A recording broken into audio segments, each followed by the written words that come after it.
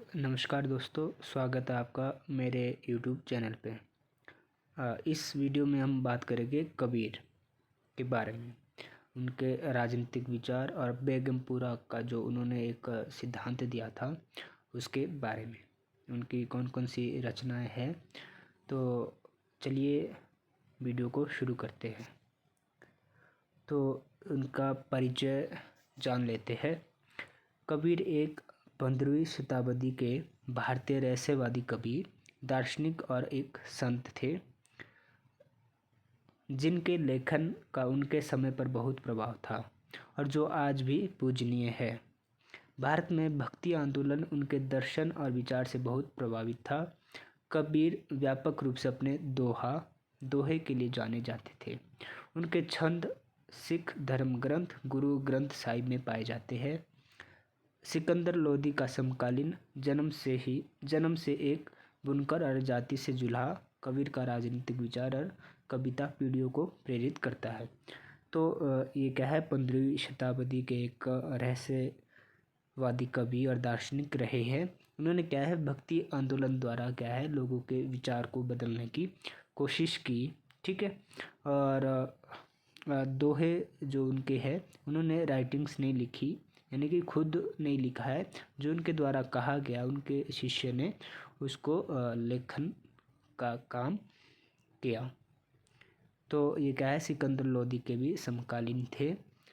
तो उनकी और कबीर क्या है, जुल्हा जाति से संबंध रखते थे। तो उनके कार्य के बारे में जान लेते हैं। कबीर ने 72 पुस्तकें आमतौर पर दोहा और गीतों के संग्रह के रूप में लिखी। कबीर ने नहीं लिखी, उनके जो शिष्य थे उनके द्वारा लिखी गई है। तो उनमें से है रेखतास, सुकनिधान, मंगल वसंत, सखियो, कबीर बीजक, पवित्र आगम और शब्दास। उनके कामों को संकलित किया गया है। आदि ग्रंथ, पंचावनी, सर्वांगिनी, बीजक। ठीक है, ये इम्पोर्टेंट है, जो कि 3 भागों में है, रमेनी, शब्दा और साक्षी और ग्रंथावली। अब हम जानने की कोशिश करेंगे कि कबीर पर किन किन लोगों का प्रभाव पड़ा। तो उसमें सबसे पहले है रामानंद। ठीक है, 14वीं सदी के कवि संत रामानंद एक महत्वपूर्ण व्यक्ति थे, जिन्होंने भारत के आध्यात्मिक परिदृश्य को ही बदल दिया। उन्होंने राम और सीता की पूजा को लोकप्रिय बनाकर भक्ति आंदोलन को प्रभावित किया। तो रामानंद का क्या है, कबीर के जीवन में बहुत ही महत्वपूर्ण प्रभाव रहा। व्यापक धार्मिक संस्कृति के व्यक्ति होने के नाते रामानंद ने कबीर के जीवन और कविता को प्रभावित किया, जो उनके धर्मनिरपेक्ष दृष्टिकोण में परिलक्षित होता है। ठीक है। रामानंद का इस्लाम के गहन और व्यक्तिगत रहस्यवाद को हिंदू धर्म के धर्मशास्त्र और ईसाई धर्म के सिद्धांत के साथ सामंजस्य स्थापित करने का सपना कबीर द्वारा आगे बढ़ाया गया।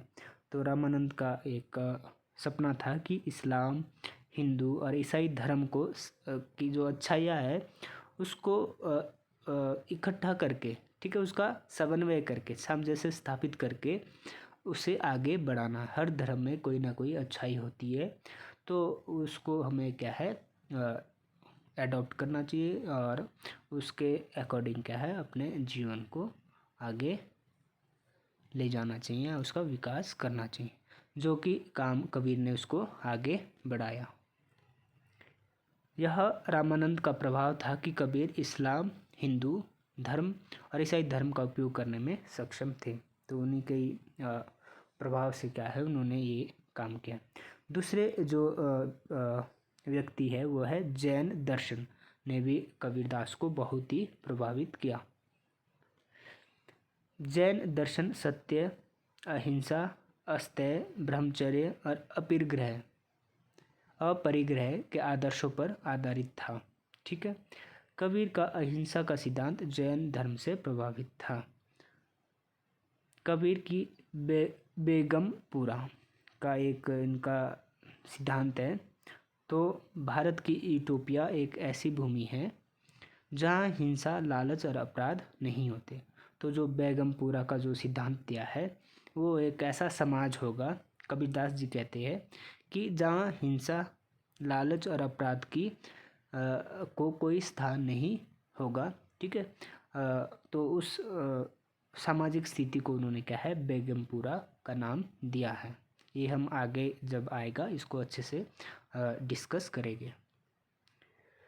अब हम कबीर के विचारों के संदर्भ में कुछ जान लेते हैं कि 15वीं शताब्दी में बनारस, जहाँ कबीर ने अपना अधिकांश जीवन बिताया, को व्यापार और अवसरों की वृद्धि की विशेषता थी। तो वहाँ क्या है, बनारस में व्यापार और अवसर की वृद्धि के लिए जाना जाता था। इस फलते फूलते व्यापार ने कस्बों और गांवों को जोड़ा, जिससे अर्थव्यवस्था का मुद्रीकरण हुआ और विकास के अवसर पैदा हुए। बढ़ते व्यापार ने व्यापक जाति नियमों और पदानुक्रमित सामंती व्यवस्था को चुनौती दी। ठीक है। जिससे सार्वभौमिक धर्मवाद की एक नई संस्कृति का निर्माण हुआ, जिसमें कि सभी धर्मों की जो संस्कृति है उसका निर्माण किया गया।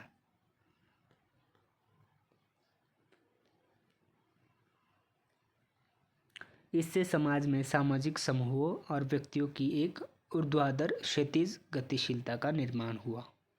हालांकि इस सामाजिक गतिशीलता को व्यापक रूप से कुलीन वर्ग द्वारा नाराज किया गया था, जो यथास्थिति बनाए रखना चाहते थे। तो जो सार्वभौमिक या सार्वभौमिक धार्मिक जो संस्कृति का जो विकास हो रहा था, तो उसे किसके द्वारा चुनौती मिल रही थी, वो कुलीन वर्ग द्वारा उसे चुनौती मिल रही थी। कबीर जो निम्न जाति से ताल्लुक़ रखते थे, कुलीन वर्ग के गरीब वर्ग के भेदभाव के आलोचक थे। वो क्या है, कुलीन वर्ग का विरोध करते थे, क्योंकि वो गरीब वर्ग के साथ क्या करते थे, भेदभाव करते थे। इसलिए ब्राह्मणों द्वारा उनकी काफ़ी आलोचना भी की गई थी। भले ही कबीर के ब्राह्मणों के साथ एक वैचारिक झड़प थी, उन्होंने कभी भी उनकी आलोचना नहीं की, इसलिए वो आम लोगों द्वारा बहुत पसंद किए जाते थे।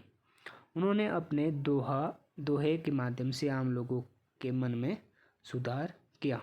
ठीक है।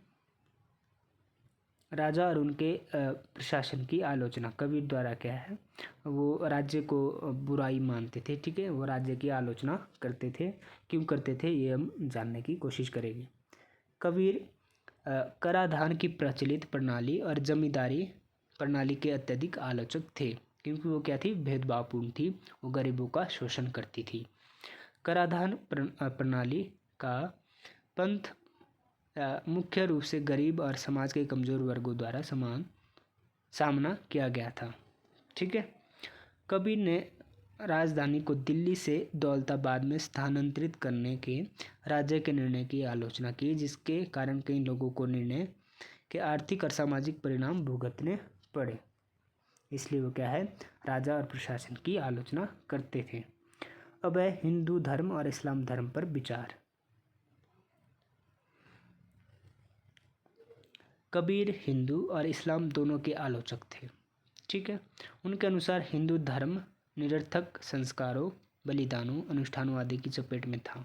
वो मानते थे कि जो हिंदू धर्म में जो निरर्थक संस्कार है, ऐसी कुरीतियाँ है या बलिदान है, जैसे सती प्रथा, ठीक है, और भ्रूण हत्या, ठीक है, आदि की चपेट में इसने घेर रखा है हिंदू धर्म को। ठीक है। इन सब कुरीतियों ने, वह पवित्र सूत्र और खतना के अर्थहीन संस्कार के आलोचक थे। तो खतना मुझे नहीं आइडिया है किसे कहा है या क्या होता है ये। कबीर के अनुसार हिंदू और इस्लाम दोनों ही वेद और कुरान जैसे पवित्र ग्रंथों द्वारा गुमराह किए गए थे।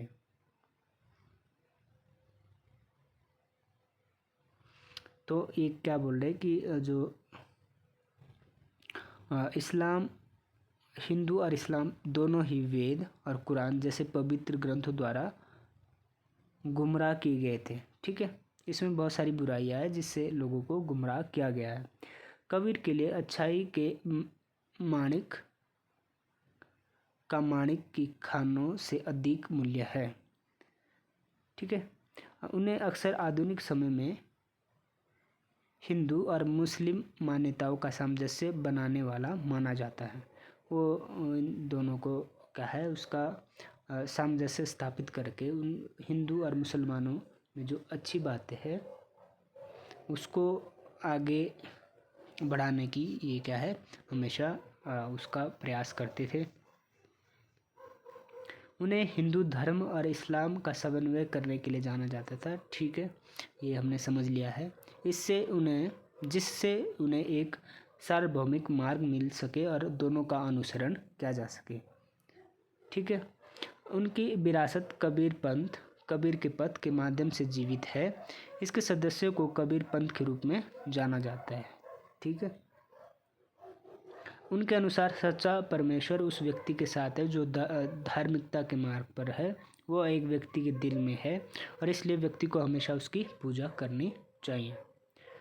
अब आता है उनका आदर्श राजनीति या बेगमपुरा का जो कॉन्सेप्ट है, ए किंगडम ऑफ गॉड, जो उन्होंने कहा है।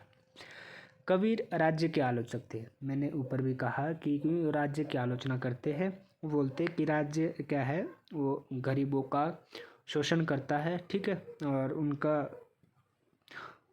जो प्रशासनिक जो भी ढांचा है, संस्था है, वो क्या है गरीबों या निम्न वर्गों का हितैषी नहीं है। ठीक है।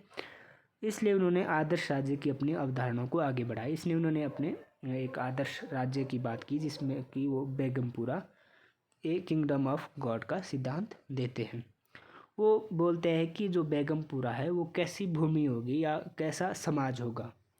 तो बेगमपुरा के बारे में कबीर जी कहते हैं कि जो ऐसी भूमि या समाज होगा जो दुखों के बिना होगी। ठीक है। जिसमें किसी भी व्यक्ति को कोई दुख नहीं होगा, जिसमें कि निजी संपत्ति और करों के बिना भूमि होगी। वो ऐसा समाज होगा जिसमें किसी व्यक्ति की निजी संपत्ति नहीं होगी और ना ही कोई मनमाना कर उसे देना पड़ेगा। ठीक है। राजतंत्र और सामाजिक पदानुक्रम के बिना भूमि।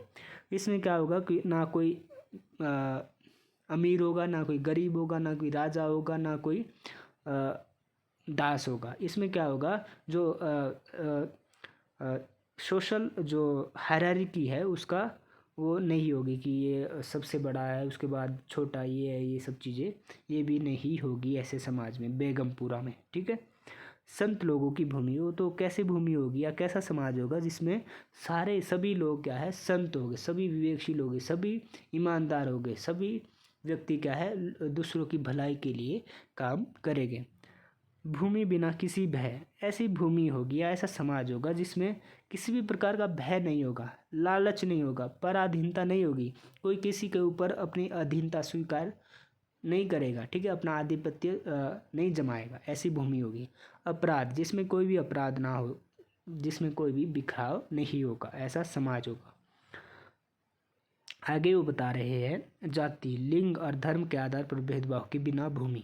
ऐसा समाज होगा जिसमें जाति, लिंग, धर्म के आधार पर किसी भी प्रकार का भेदभाव नहीं किया जाएगा।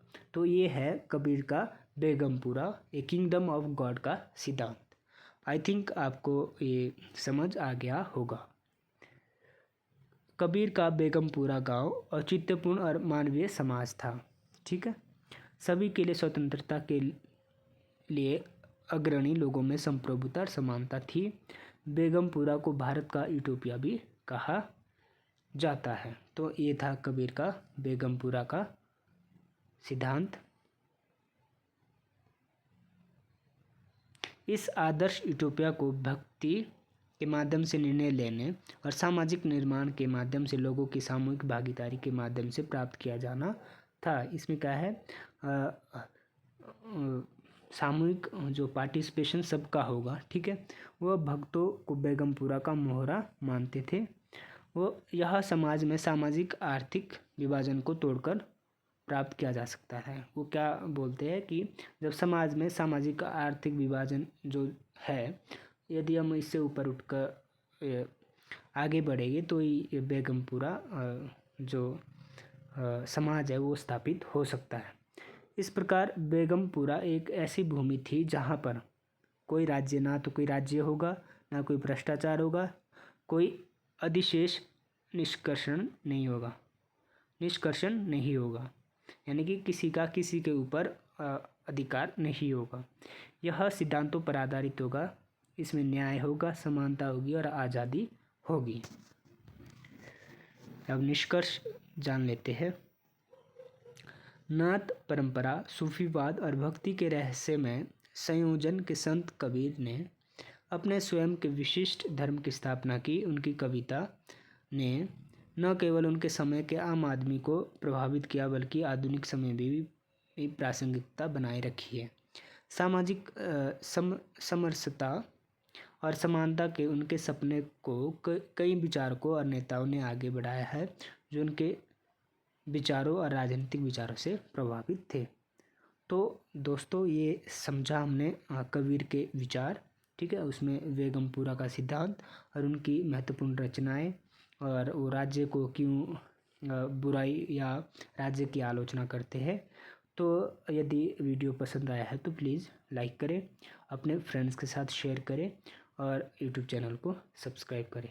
Thank you.